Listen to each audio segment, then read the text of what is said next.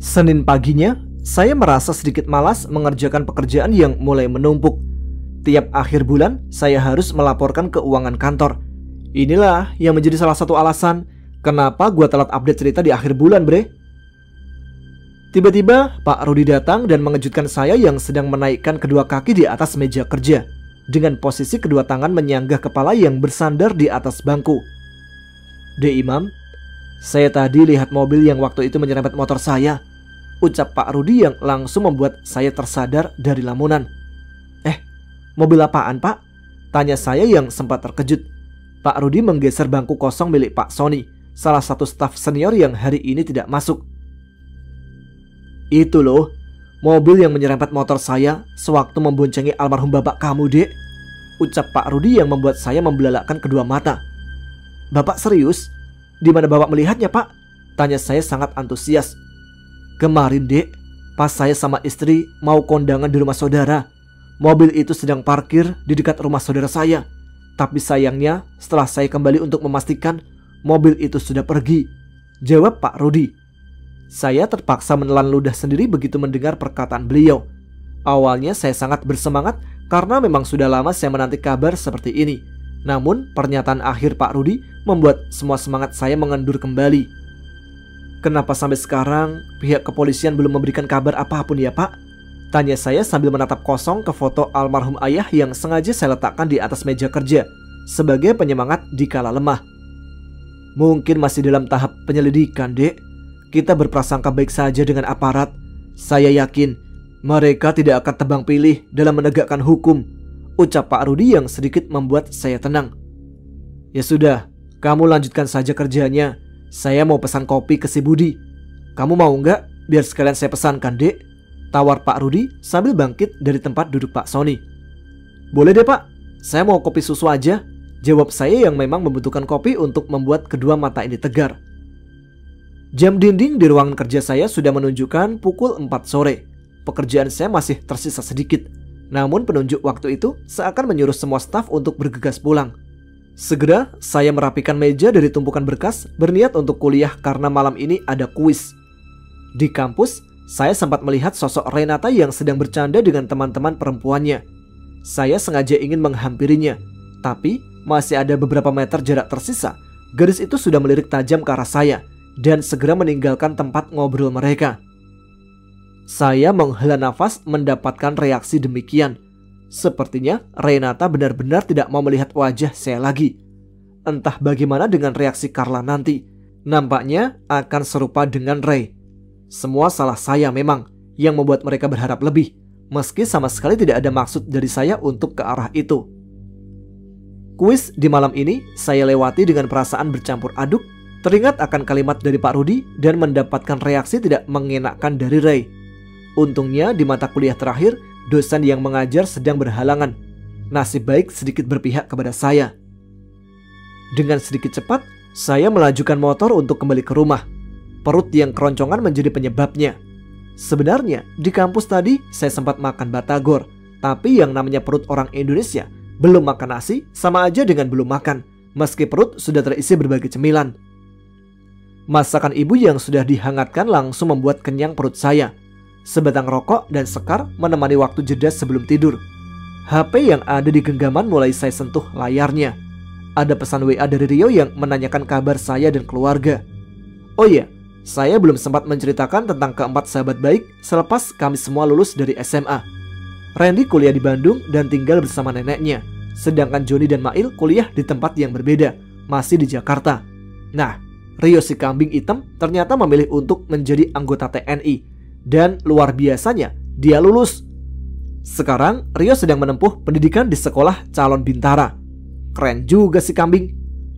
Setelah membalas beberapa pesan dari Rio, terlintas di benak saya untuk membuat pesan permintaan maaf untuk Carla dan Renata. Bagaimanapun, saya harus menjelaskan ke mereka tentang kesalahpahaman yang terjadi. 2 buah pesan saya kirimkan ke kedua gadis tersebut. Isinya ya itu tadi, permohonan maaf saya. 2 tanda centang yang berubah biru terlihat pada pesan untuk Carla. Gadis itu membacanya. Tidak ada tanda-tanda dia sedang menulis pesan sebagai jawaban. Sementara pesan saya untuk Renata hanya checklist satu saja.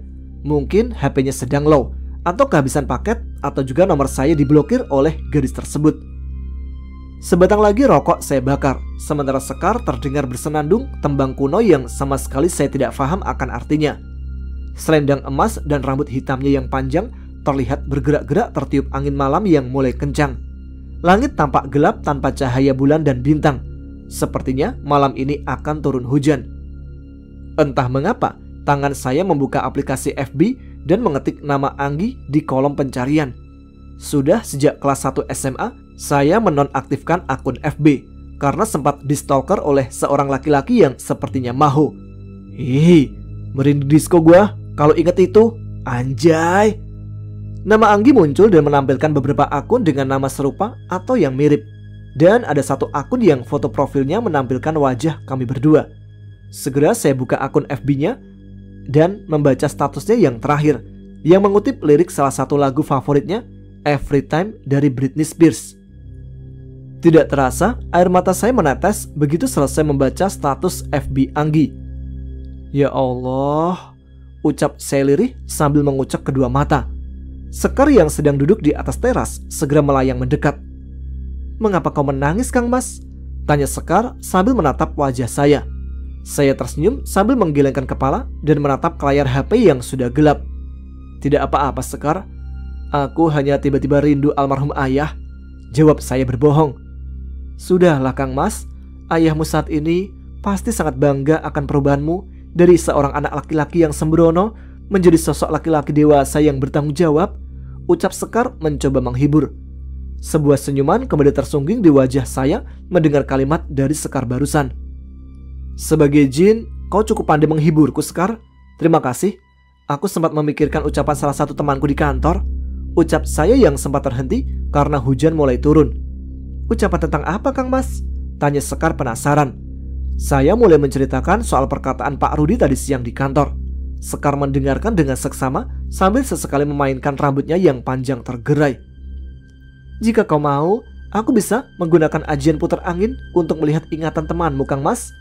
Lebih baik malam ini saat ia sedang tertidur pulas. Saran Sekar yang langsung membuat saya terkejut. Benarkah, Sekar? Tanya saya penuh harap. Sekar mengangguk sambil tersenyum.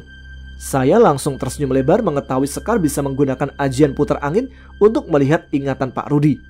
Jadi saya bisa tahu siapa yang menyerempet motornya dan menyebabkan ayah meninggal. Tapi saya mendadak termenung mengingat saya tidak tahu rumah Pak Rudi. Mengapa kau terdiam, Kang Mas? Tanya Sekar yang heran melihat saya seperti kehilangan semangat. Aku tidak tahu alamat rumahnya, Sekar. Tapi tunggu, aku punya fotonya. Jawab saya sambil menyalakan HP kembali dan membuka daftar kontak di WA. Kau bisa mencari keberadaan temanku hanya dengan melihat fotonya, kan? Tanya saya seraya memperlihatkan foto Pak Rudi bersama istrinya pada profil WA. Sekar mengangguk lalu mulai memejamkan mata setelah melihat foto Pak Rudi. Kedua bibirnya yang mungil terlihat bergerak-gerak seperti membaca sesuatu. Tak berapa lama, Sekar membuka kedua matanya sambil tersenyum. Aku tahu di mana temanmu berada, Kang Mas. Segeralah masuk ke kamar dan gunakan ajian meraga sukma, perintah Sekar. Tanpa pikir panjang, saya langsung menuju kamar setelah lebih dulu mengunci pintu utama. Bayu Barata sengaja saya panggil untuk menjaga raga kosong saya saat menggunakan ajian meraga sukma. Setelah mengunci pintu kamar, saya segera membaringkan tubuh di atas tempat tidur. Tak butuh waktu lama, sukma saya terasa tersedut ke atas meninggalkan raga yang nampak seperti sedang tertidur. Bayu Barata mengangguk pertanda ia sudah siap menjaga raga saya. Langsung saya melesat menembus dinding kamar, terus menuju keluar. Di teras, Sekar tersenyum lalu melesat disusul sukma saya yang melayang di sampingnya. Terus ikuti aku, Kang Mas, perintah Sekar yang langsung saya balas dengan anggukan kepala. Tetes-tetes air hujan terlihat turun menembus sukma saya dan Sekar yang masih melayang. Di bawah ada beberapa penampakan jin jahil yang gemar menakuti manusia. Tak berapa lama, Sekar mulai melambatkan kecepatan melesatnya dan perlahan turun menuju sebuah rumah. Saya mengikuti Sekar tidak jauh di belakang. Di depan sebuah rumah cukup besar berwarna cat putih dengan banyak tanaman hias di pekarangannya, dan kami berdua menapakkan kaki yang sebenarnya tidak menapak. Aku merasakan aura temanmu berada di dalam. Lekas kita masuk, Kang Mas. Ajak Sekar yang perlahan mulai melayang masuk menembus pintu rumah tersebut. 2 kali sukma saya memasuki kamar berbeda yang sepertinya milik anak Pak Rudi. Hingga akhirnya saya menemukan sosok Pak Rudi sedang tertidur pulas bersama istrinya di sebuah kamar paling ujung. Aku akan menyirap mereka agar tetap tertidur pulas sebelum aku gunakan ajian puter angin, Kang Mas, ucap Sekar yang mulai menggosokkan kedua tangannya. Sebuah asap putih tipis keluar dari telapak tangan jin penjaga saya itu. Lalu dengan lembut ia meniupkan asap tersebut ke wajah istri dan Pak Rudi sendiri. Apakah tidak ada efek samping bagi pikiran Pak Rudi dan istrinya saat kau menggunakan ajian puter angin, Sekar? Tanya saya begitu ingat perintah jin penjaga saya itu kepada saya untuk menjauh saat ia membalikkan ajian puter angin pada Ridho tempo hari. Tenanglah Kang Mas, ajian puter angin yang akan aku gunakan kali ini adalah yang terendah dari tingkatannya. Hawanya pun tidak kuat. Mungkin esok hari kedua orang ini hanya akan merasa pusing sebentar setelah mereka bangun tidur, jawab Sekar yang membuat saya lebih tenang. Kemudian jin penjaga saya itu mulai memegang kepala Pak Rudi dengan kedua mata terpejam dan mulut yang berkomat kamit. Sejenak Pak Rudi terdengar mendengkur cukup keras. Kira-kira 5 menit kemudian Sekar melepaskan pegangan kedua telapak tangannya di kepala salah satu rekan kerja saya di kantor itu, lalu melayang sambil tersenyum menghampiri saya. Sudah selesai Kang Mas, mari kita pulang.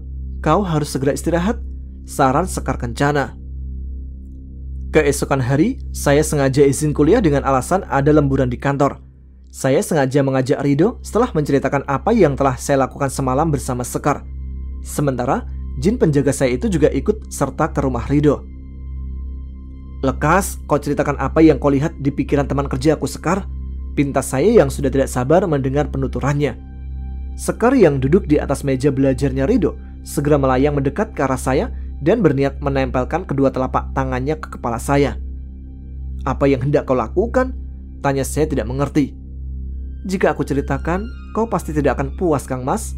Jadi, lebih baik kau lihat langsung isi kepala temanmu itu dengan ajian putar angin, jelas Sekar sambil kembali mencoba memegang kepala saya. Gila, ajian putar angin milik kakek moyang kita benar-benar keren bre. Bisa menarik dan memindahkan benak orang lain ke benak kita, puji Ridho dengan mata membesar. Sekar dan saya tersenyum membalas kalimat Ridho barusan. Setelah itu, saya mempersilahkan Sekar untuk memegang kepala saya dan menggunakan ajian putar angin. Kedua mata saya terpejam seiring ada aliran hawa hangat keluar dari kedua telapak tangan Sekar yang terus merasuk ke dalam sel-sel dan syaraf-syaraf yang ada di dalam otak. Di pandangan mata saya yang awalnya gelap, perlahan muncul sebuah titik terang yang lama-lama membesar dan menampilkan gambar hidup. Terlihat jalan raya yang cukup lengang di penglihatan saya. Sepertinya saya melihat penglihatan Pak Rudi sebelum kecelakaan itu terjadi. Ditahan sebentar ya Pak. Terdengar suara Pak Rudi berbicara sambil melihat spion. Terlihat wajah ayah yang pucat terpantul dari kaca spion sambil sedikit meringis menahan sakit. Tiba-tiba sebuah mobil melaju kencang dari belakang dan terdengar suara bentrokan stang motor kanan Pak Rudi yang terbentur sisi kiri mobil. Seketika motor tersebut oleng, tak dapat dikendalikan oleh Pak Rudi hingga pandangannya berubah gelap mendadak. Begitu penglihatan saya kembali terang seiring kedua mata Pak Rudi terbuka, saya melihat sosok ayah sudah tergolek di tepi parit. Perih sekali rasanya melihat penglihatan tersebut yang menampilkan wajah ayah dengan kening yang membiru sedang tergeletak di tepi parit. Sementara suara Pak Rudi memanggil orang-orang yang ada di sekitar untuk minta tolong. Mobil yang membuat motor Pak Rudi terjatuh ke dalam parit nampak berhenti. Seorang pemuda berkumis dan janggut tipis terlihat keluar dari mobil dengan sedikit sempoyongan. Sempat pemuda itu memaki dengan suara tak jelas ke arah Pak Rudi, lalu segera masuk kembali ke dalam mobil. Begitu banyak orang mulai berdatangan. Dengan cepat ia melajukan kendaraannya meninggalkan Pak Rudi dan ayah yang masih tergeletak tak berdaya. Kedua mata saya mulai terbuka sesudah Sekar melepaskan pegangan telapak tangannya dari kepala saya. Tak terasa ternyata pipi saya sudah basah karena air mata. Kedua tangan saya pun ternyata sudah terkepal dengan sendirinya. Sekar yang melayang menghadap saya nampak berwajah murung. Maafkan aku yang harus menunjukkan penglihatan tadi, karena ada sosok ayah di sana Kang Mas, ucap jin penjaga saya itu dengan wajah tertunduk. Ridho yang tadinya duduk di tepian tempat tidur segera bangkit dan mengelus-elus bahu saya. Itu bukan salahmu Sekar, jawab saya sambil tersenyum ke arah Ridho dan Sekar. Sekarang Antar aku ke tempat orang yang telah membuat ayahku jatuh, Sekar. Aku yakin kau bisa melacak keberadaannya karena kau juga melihat seperti apa rupa jahanam itu.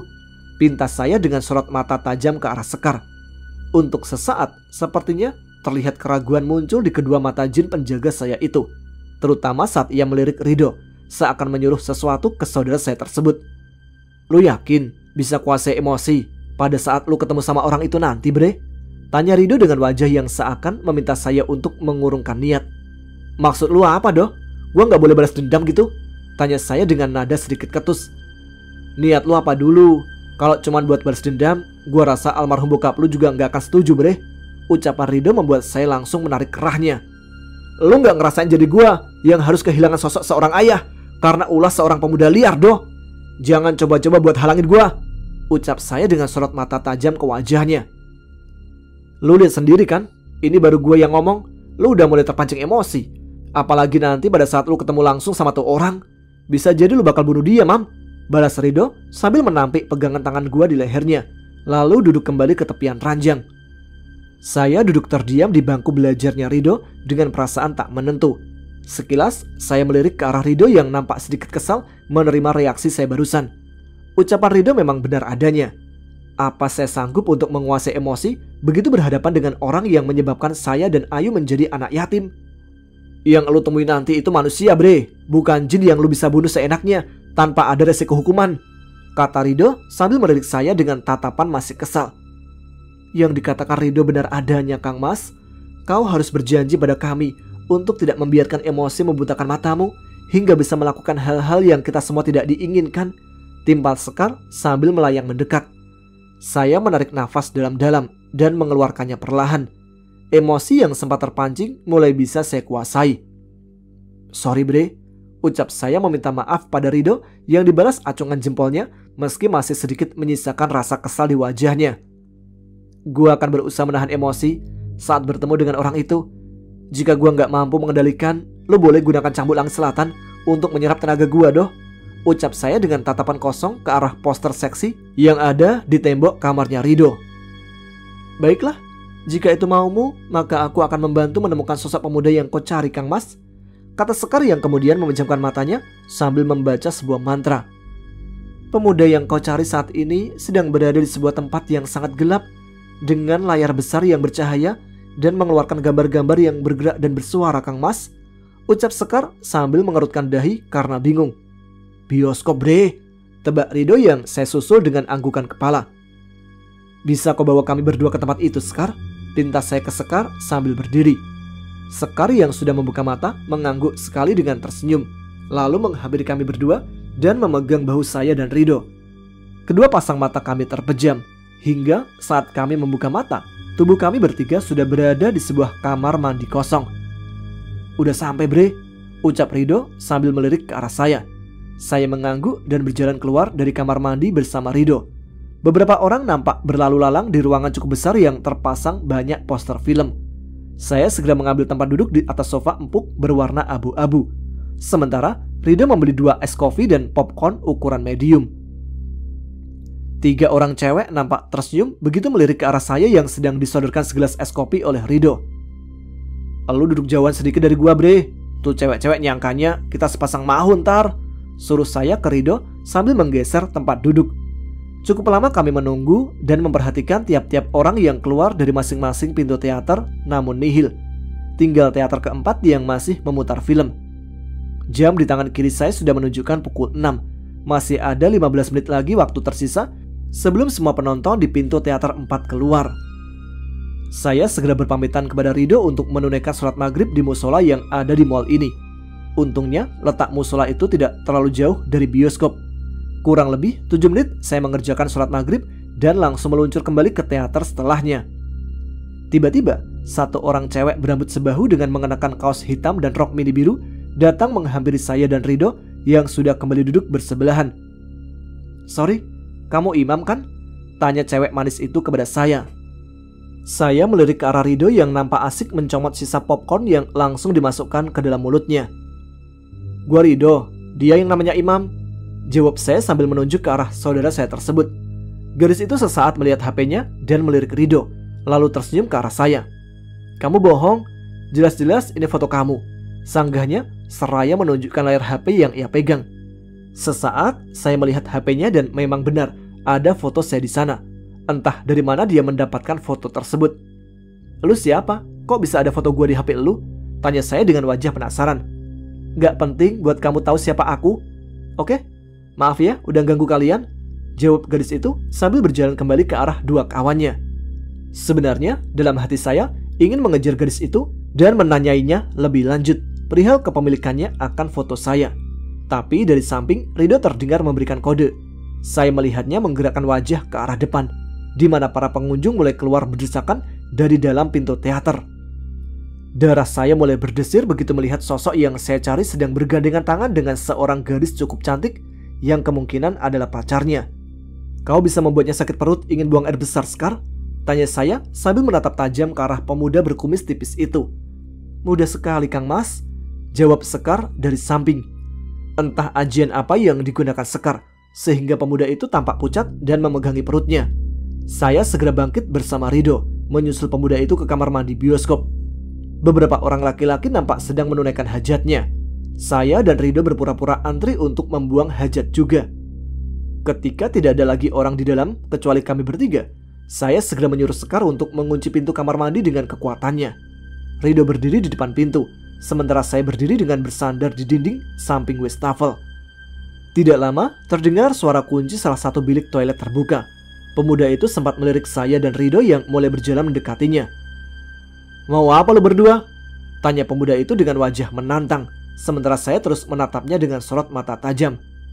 Melihat kondisinya yang merasa terancam, pemuda itu melayangkan sebuah pukulan yang langsung saya tangkap dengan telapak tangan kanan, lalu memutar tangannya ke belakang punggung dan mendorong pemuda itu hingga bagian depan tubuhnya menempel di dinding kamar mandi. Woi, kalau lu mau duit, ambil aja semua di tempat gua, teriaknya dengan posisi yang sudah terkunci. Dari luar mulai terdengar beberapa gedoran pintu oleh beberapa orang yang mungkin ingin menggunakan kamar mandi ini. Bawa kami bertiga ke suatu tempat, Sekar, pinta saya tanpa menatap sedikit pun ke arah jin penjaga saya tersebut. Selendang emas milik jin penjaga saya itu terbuka lebar menutupi kepala kami bertiga. Pemuda itu sempat mencoba berontak, tapi cengkraman tangan saya yang sudah dialiri tenaga dalam membuat aksinya sia-sia. Sesaat kemudian, saya, Rido, dan pemuda itu sudah berpindah tempat ke sebuah area pemakaman yang nampak sedikit temaram oleh lampu 5 watt yang ada di beberapa titik. Saya segera melepaskan kuncian di tangannya. Untuk beberapa saat, pemuda itu memuntahkan isi perutnya beberapa kali. Mungkin karena masih terpengaruh oleh perpindahan tempat yang dilakukan Sekar. Untuk manusia biasa yang kosong tanpa memiliki tenaga dalam, perpindahan tempat dengan bantuan kekuatan makhluk gaib memang akan menyedot energi dan dapat membuat kepala berputar layaknya perahu yang diombang-ambingkan ombak di tengah laut. Suasana area pemakaman terlihat sangat sunyi. Suara jangkrik yang terkenal sebagai pemusik pada malam hari sepertinya malas untuk membuat ramai tempat ini. Yang terdengar malah suara burung hantu dan nyalaan anjing-anjing liar. Sementara Sekar langsung melayang sambil menatap tajam ke beberapa sosok penampakan yang mulai muncul di sekitar area pemakaman ini. Setelah merasa sedikit baikan, pemuda itu terkejut bahkan sampai jatuh terduduk begitu melihat tempat ia muntah tadi adalah batu nisan. Pandangannya menatap ke sekitar area pemakaman dengan tatapan tak percaya, lalu beralih ke arah saya dan Rido yang sama-sama sudah duduk di sisi sebuah makam yang telah disemen tiap pinggirnya. Siapa sebenarnya kalian? Kenapa gue bisa ada di kuburan tiba-tiba? Tanyanya terbata-bata dengan posisi masih terduduk di atas tanah kuburan. Sebatang rokok saya keluarkan sebagai pereda emosi yang mulai terbit melihat sosok yang sempat saya cari selama ini. Gua mau ceritain sesuatu. Dengar baik-baik. Karena lo harus menggali kembali ingatan beberapa bulan yang lalu. Ucap saya yang bukan merupakan jawaban dari pertanyaannya sambil duduk di pinggir sebuah makam yang disemen. Beberapa bulan lalu, sebuah motor yang dibonceng 2 orang diserempet oleh sebuah mobil hingga jatuh ke parit dan mengakibatkan salah satu penumpangnya meninggal. Pengemudi mobil tersebut keluar, bukan untuk menolong atau setidaknya minta maaf, tapi malah mengumpat kedua orang yang tak berdaya. Kalimat saya terhenti karena luapan emosi kembali menguat. Si pengemudi mobil kembali masuk ke dalam kendaraannya karena takut melihat massa yang berdatangan. Tanpa mengetahui jika salah satu korban kelalaiannya itu sudah meninggal di tempat. Lanjut saya dengan suara mulai terdengar bergetar. Pandangan saya melirik pemuda itu yang nampak mencoba mengingat sesuatu. Lu tahu siapa korban yang meninggal itu? Dia bokap gua, ucap saya sambil menginjak sisa rokok yang masih mengepulkan asap dan langsung mengepalkan kedua tangan. Wajah pemuda tersebut terlihat terkejut dengan kedua bola mata yang membesar untuk sesaat. Lalu perlahan dia bangkit sambil membersihkan bokongnya dari sisa tanah yang menempel. Kemudian ia merogoh saku belakangnya dan membuka dompet. Sebuah kartu ATM ia sodorkan ke arah saya. Lu mau kompensasi berapa duit atas kematian bokap lu? Tanya pemuda itu yang sudah sedikit lebih tenang. Kedua mata saya membelalak mendengar kalimatnya barusan. Dengan cepat saya berlari ke arahnya dan langsung mencengkram batang leher pemuda itu hingga terangkat 1 jengkal di atas tanah. Nyawa bokap gua harusnya ditukar sama nyawa lu, ucap saya sambil meludahi wajahnya. Cengkraman tangan saya membuat pemuda itu meronta-ronta, berusaha melepaskan lehernya dengan mencakar-cakar punggung tangan kanan saya.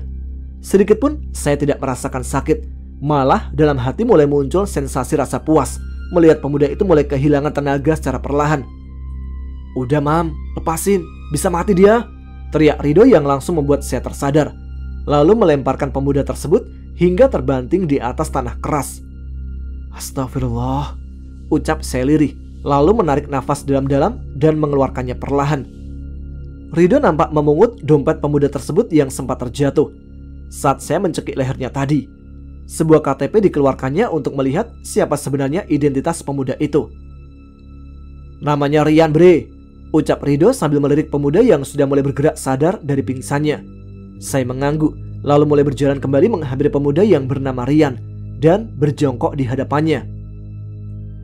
Apa sebenarnya mau kalian? Tanyanya dengan nafas yang masih belum beraturan. Saya tersenyum dingin untuk sesaat, lalu memegang kedua pipinya dengan jempol dan telunjuk tangan kanan. Gua mau lu ngakuin semua perbuatan lu di depan aparat hukum, jawab saya yang langsung dibalas dengan gelengan kepalanya. Gua nggak bisa, bulan depan gua mau nikah. Gua bisa bayar lu berapapun yang lu minta bang, ucapnya dengan wajah kembali menantang. Anjing, lu kira semua bisa dibeli pakai uang bangke? Bentak saya sambil mendorong tubuhnya hingga terjerembab ke belakang. Sekar, buka mata batin orang itu sekarang dan panggil semua makhluk halus yang ada di sini, perintah saya dengan sedikit keras ke batinnya Sekar. Jin penjaga saya itu untuk sesaat menatap saya dengan raut wajah tidak senang. Namun tak lama kemudian ia melayang turun dan langsung menutup kedua mata Rian. Sementara Rian sendiri terlihat megap-megap mencoba melepaskan sesuatu tak kasat mata yang menutupi matanya. Aku telah membuka mata batinnya untuk sementara, Kang Mas. Sekarang aku akan memanggil beberapa makhluk halus penunggu makam, ucap Sekar yang sudah kembali melayang menghampiri saya sambil tersenyum penuh arti. Saya mengangguk dan melihat Sekar mulai melayang sambil menaikkan jari telunjuk tangan kanannya ke atas dengan mata terpejam dan mulut berkomat kamit. Pemuda yang bernama Rian nampak membelalakkan matanya ke arah Sekar. Sepertinya mata batin Rian sudah benar-benar terbuka. Gua tanya sekali lagi, apa lu mau mengakui perbuatan lu di depan polisi? Teriak saya ke arah Rian.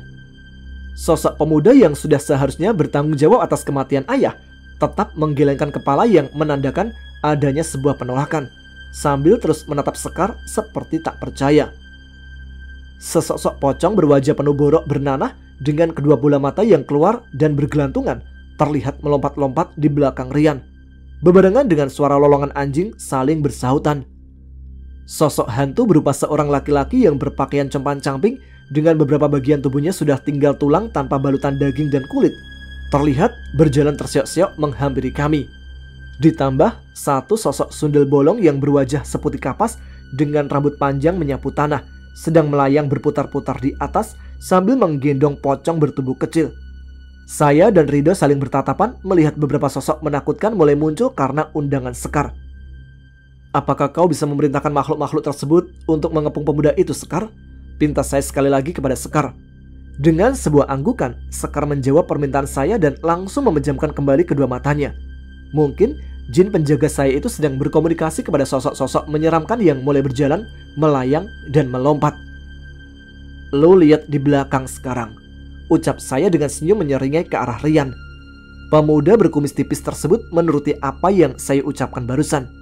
dan seketika jatuh terduduk lemas karena ketakutan begitu melihat sosok pocong itu berada 1 meter di hadapannya. Saat ia kembali memutar tubuhnya menghadap kami, Rian terdengar menjerit kencang melihat sosok sundel bolong dan hantu laki-laki dengan sebagian tubuh hanya tinggal tulang berada sejengkal dari wajahnya. Rian langsung berlari menuju ke arah kami sambil terus menjerit, namun tiba-tiba terjatuh di atas sebuah makam yang tanahnya masih merah. Pemuda itu kembali tersentak dan berteriak saat ia melihat sesosok anak kecil berkulit sangat hitam dengan mulut berlumuran darah sedang memegangi kaki kanannya. "Ampun, ampun, tolong ampuni saya berjanji akan mengakui semua perbuatan saya ke polisi," teriak Rian yang terdengar berubah menjadi sebuah tangisan ketakutan.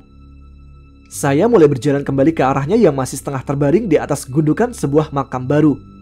Sosok hantu berupa anak kecil itu perlahan melepaskan cengkraman tangannya di pergelangan kaki kanan Rian dan mulai menjauh saat melihat saya berjalan mendekat. Sosok makhluk halus lainnya pun perlahan mulai nampak samar tubuhnya dan tak lama kemudian menghilang dengan sendirinya. Pegangan tangan saya di bahunya membuat Rian berteriak sekali lagi karena mengira ada hantu lain yang mencengkramnya. Tapi saat ia membuka matanya, Rian langsung memeluk kedua lutut saya sambil menangis. "Saya minta maaf, memang semua salah saya, Bang. Saya habis minum-minum sebelum menyerempet motor itu. Saya siap bertanggung jawab, Bang. Saya siap, asal saya jangan diganggu lagi oleh hantu-hantu itu," tatap Rian sambil terus memeluk lutut saya. Tatapan mata saya menatap kosong ke area pemakaman yang sangat sunyi. Sebuah rasa pedih kembali muncul begitu mendengar kalimat Rian yang mau mempertanggungjawabkan kelalaiannya hingga menyebabkan ayah meninggal. "Malam ini juga gua antar lu ke kantor polisi," ucap saya tanpa ekspresi.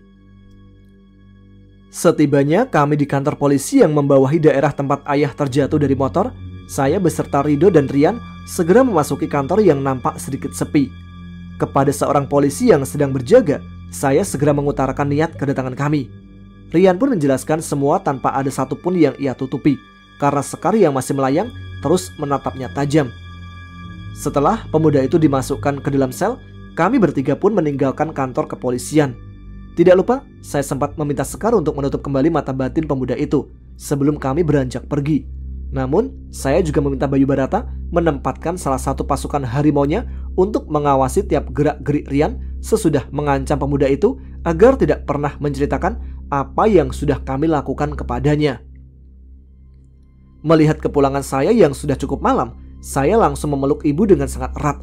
Ibu yang merasa heran sempat menanyai beberapa pertanyaan dan tentunya saya jawab dengan sedikit kebohongan.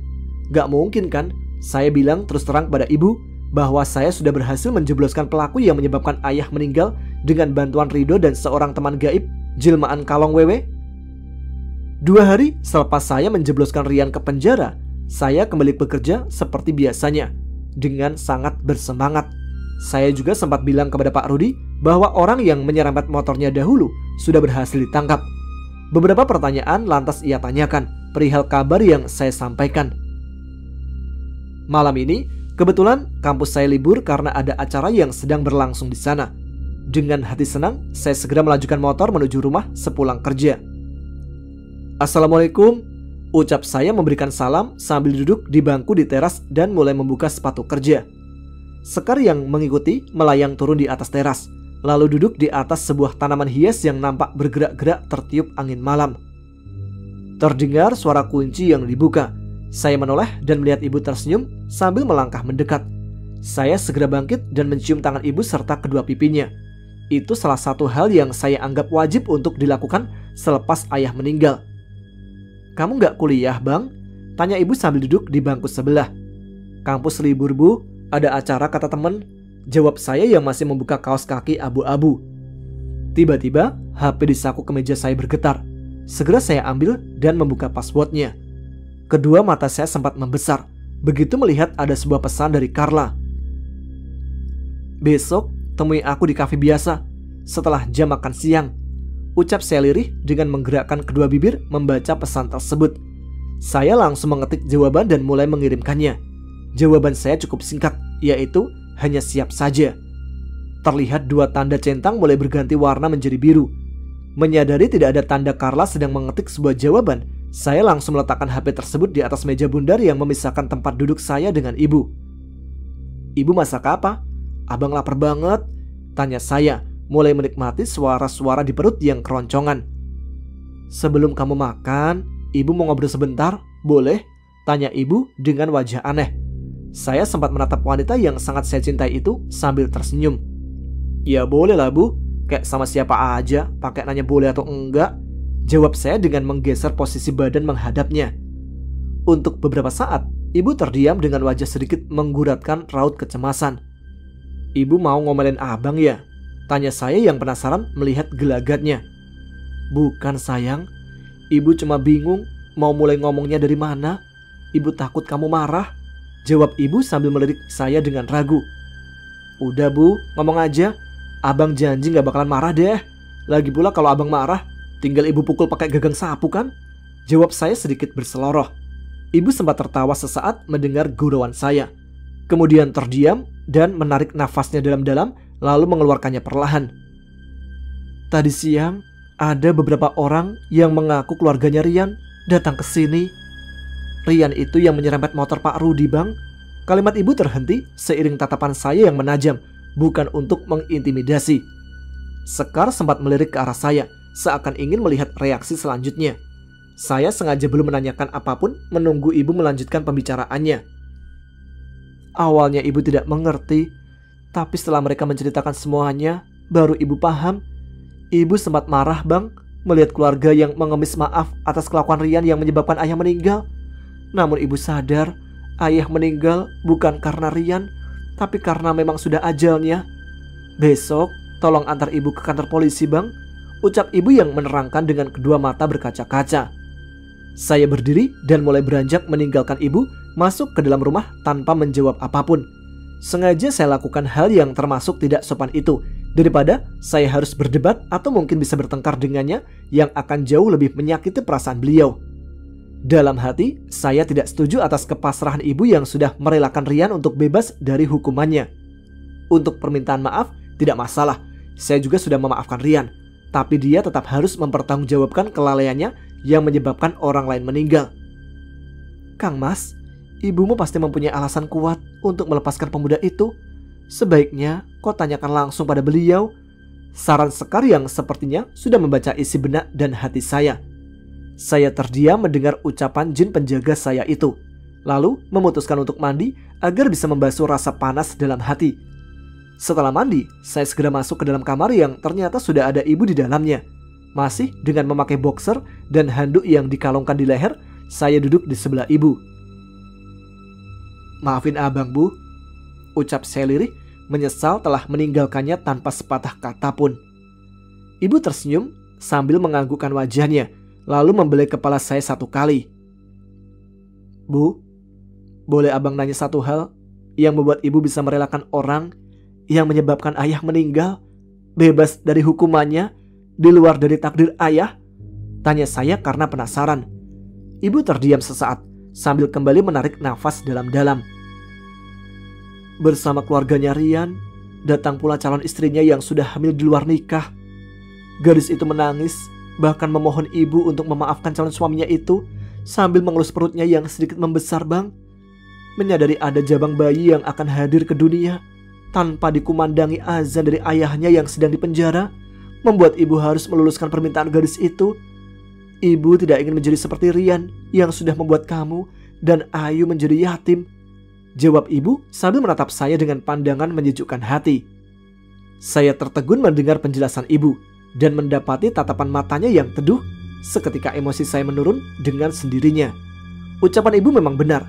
Jika saya tetap bersikeras untuk menghukum Rian, itu sama artinya saya menghilangkan hak seorang anak tak berdosa untuk mendapat kasih sayang dari ayahnya. Satu tarikan nafas saya hirup dalam-dalam dan mengeluarkannya perlahan, berharap semua rasa dendam dan amarah ikut menguap seiring udara panas yang keluar dari mulut. "Jam berapa kita ke kantor polisi besok bu?" tanya saya dengan wajah sedikit lebih santai. Ibu nampak agak terkejut mendengar pertanyaan saya barusan. Saya tersenyum menatap ibu yang sepertinya masih tak percaya. "Insya Allah, abang ikhlas bu," ucap saya masih dengan tersenyum. Alhamdulillah. Kamu tahu, ibu bangga sekali punya anak seperti kamu, Bang. Ibu yakin jika suatu saat nanti kamu berkeluarga, kamu pasti akan menjadi sosok ayah seperti mendiang ayahmu. Ucap ibu sedikit lirih lalu mengecup kening saya dengan lembut. Keesokan harinya, saya bersama ibu ke kantor polisi setelah mengantarkan Ayu ke sekolahnya. Saya juga sudah mengirimkan WA ke Pak Rudi, mengabarkan bahwa hari ini saya tidak masuk kerja karena harus ke kantor polisi. Sayangnya, Sekar tidak menyertai karena semalam akan mengunjungi kakek moyang kami, Ki Suta. Ibu sempat menghubungi keluarga Rian lewat nomor HP yang mereka tinggalkan. Tak berapa lama, keluarga Rian sudah datang bersama seorang pengacara yang langsung menemui beberapa orang polisi. Rian nampak terkejut begitu melihat saya dan ibu sudah bersama keluarganya. Calon istri pemuda itu tampak terharu saat menjelaskan niat keluarga kami yang ingin mencabut laporan. Rian juga nampak berkaca-kaca karena tidak menyangka saya akan memaafkan perbuatannya. Tapi sayang, karena kasus Rian bukan termasuk delik aduan, maka proses hukumannya tetap harus berjalan dengan pasal 359 KUHP yang mengatur tentang kelalaian yang mengakibatkan orang mati dengan hukuman pidana paling lama 1 tahun penjara. Mendengar hal tersebut, keluarga Rian dan Rian sendiri terpaksa harus ikhlas menelan pil pahit karena perbuatannya, seperti saya dan ibu yang sudah mengikhlaskan semuanya. Sebelum kami pulang, Rian sempat menemui saya dan ibu. Pemuda itu nampak menitikkan air mata saat meminta maaf kepada ibu dan mengucapkan rasa terima kasih. Saya juga menyuruh Bayu Barata untuk kembali mengambil utusannya yang diperintah untuk melihat gerak-gerik Rian. Jam makan siang hampir tiba. Saya yang sudah berada di kafe sedang menunggu Carla sejak 10 menit yang lalu. Beberapa game di HP sengaja saya mainkan untuk mengusir rasa bosan yang melanda. Tiba-tiba, seorang laki-laki berusia sekitar 30 tahunan duduk di bangku kosong yang ada di hadapan saya. Pandangan saya menatapnya dengan heran. "Hei, boleh kenalan gak? Aku Jeremy," tanyanya sambil mengulurkan tangan kanannya. Saya terdiam masih menatapnya yang tersenyum aneh. Dalam hati, perasaan saya mulai mendadak tidak enak, terutama begitu menjabat tangannya. Jari telunjuk laki-laki itu seperti sengaja digaruk-garukan di tengah telapak tangan saya. Wah anjir, merinding gue kalau ingat. Dengan cepat, saya melepaskan tangan yang masih berjabatan. Tidak salah lagi, laki-laki yang saat ini duduk sambil terus menatap saya dengan tatapan aneh itu adalah seorang gay, alias maho, alias wedus gembel, alias kampret. Pandangan saya mulai beredar mencari-cari Carla yang masih belum nampak batang hidungnya. "Nyari siapa sih? Pacarnya ya?" tanya orang yang bernama Jeremy itu sambil menyanggah dagunya dengan kedua punggung tangan yang saling terkait. Saya menggeleng tanpa menjawab dan mencoba mengacuhkannya. Mata saya sempat melirik ke arah manusia yang terus menikmati tatapannya ke wajah saya. Anjir, pengen gua tampol mukanya. Ngomong-ngomong, siapa nama lo? Gua mau ajak lo gabung ke PH milik teman gua yang lagi nyari talent-talent buat diorbitin jadi artis. Mau nggak? Tanyanya dengan suara berat, namun seperti ditekan agar terdengar ringan. "Maaf mas, gua nggak mau," jawab saya singkat sambil terus menatap ke arah layar HP. "Gue beneran, sayang banget kan muka kayak lo nggak dipasarin. Bisa tenar lo nantinya. Banyak duit juga, kan enak," bujuknya yang terdengar seperti memaksa. "Mas, gue kan udah bilang gak mau. Gue juga lagi nunggu cewek. Mendingan lu cabut dari depan gue dah," jawab saya dengan wajah mulai kesal. Si Jeremy kampret malah tertawa kecil melihat reaksi saya barusan. Saya yang sudah tidak tahan melihat kelakuan anehnya langsung berdiri dan hendak meninggalkan meja. Saat saya memutar tubuh, ternyata Carla sudah berdiri di depan muka saya. Lah, baru sampai?" tanya saya yang sedikit terkejut. Gadis itu tersenyum sesaat lalu melirik ke arah laki-laki yang seharusnya ia tidak pedulikan keberadaannya. "Siapa?" tanya Carla ke saya sambil meliriknya. Ceweknya udah datang toh. Ya udah, aku tinggal dulu deh. Jangan lupa tawaran aku ya. Ini kartu nama untuk kamu," ucap Jeremy kuancrut seraya meletakkan sebuah kartu di atas meja. Saya sama sekali tidak mengindahkan tatapannya saat ia berjalan melewati kami sambil tersenyum yang membuat saya terlihat pahit. "Kamu lama banget lah, sampai-sampai gue disamperin tuh orang," kata saya ke arah Carla yang nampak cantik dengan tampilan hijabnya yang dipadu busana kasual. "Baru juga 10 menit, gak selama aku nunggu kamu mam," jawab Carla dengan suara lirih yang masih sempat terdengar oleh kedua telinga saya. Perasaan saya menjadi sedikit tidak enak mendengar kalimatnya barusan. Hari ini pokoknya saya harus menjelaskan semuanya pada Carla. Sesaat Carla yang sudah duduk berhadapan mengambil kartu nama milik si kampret tadi, lalu menaikkan satu alisnya ke atas. "Kamu ditawarin jadi artis ya?" tanya Carla untuk mencairkan suasana yang sedikit kaku karena ucapannya tadi. "Artis apaan? Artis karbitan gua mah," jawab saya dengan asal. Carla yang mendengar hanya memberi senyuman dingin. Entah kenapa sosok periang Carla mendadak seperti kehilangan rasa humornya. Untuk beberapa saat kami kembali terdiam hingga saya berinisiatif memanggil pelayan.